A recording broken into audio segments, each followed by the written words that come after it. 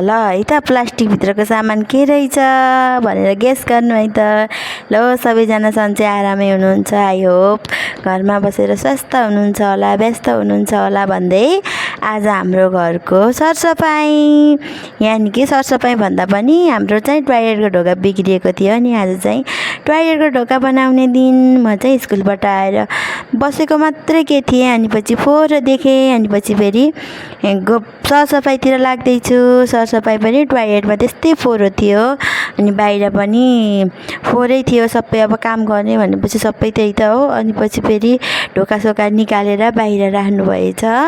म स्कुलबाट आउँदा चाहिँ त्यस्तै थियो अनि बाहिर राखेको भएर कुहिएको काठ चाहिँ अनि त्यही काम गरेको भएर सानो सानो काठको टुक्राहरू अनि पछि त्यो धुलोहरू बाँकी रहेको थियो अनि म चाहिँ सरसफाइ गर्नतिर लागेँ। स्कुलबाट आएर पसिनै पसिना भएको थिएँ। अब घर फोहोर देखेपछि त कसलाई बस्न मन लाग्छ त नि। अनि मैले चाहिँ सोचेँ पहिला काम गर्छु अनि पेट पूजा गर्छु भनेर। अनि मलाई फेरि भोक पनि लागेको थियो नि त अलिअलि। अनि सरसफाइ गर्नतिर लागेँ। फेरि कति धेरै फोहोर हो, ए भगवान् कसरी सफा गर्ने होला भन्दै म चाहिँ भगवान्लाई सम्झिनतर्फ लागेँ। अनि जसरी तसरी गरेर क्लिन गरेँ। यो चाहिँ हाम्रो पहिलाको टोयलेटको ढोका थियो। By by.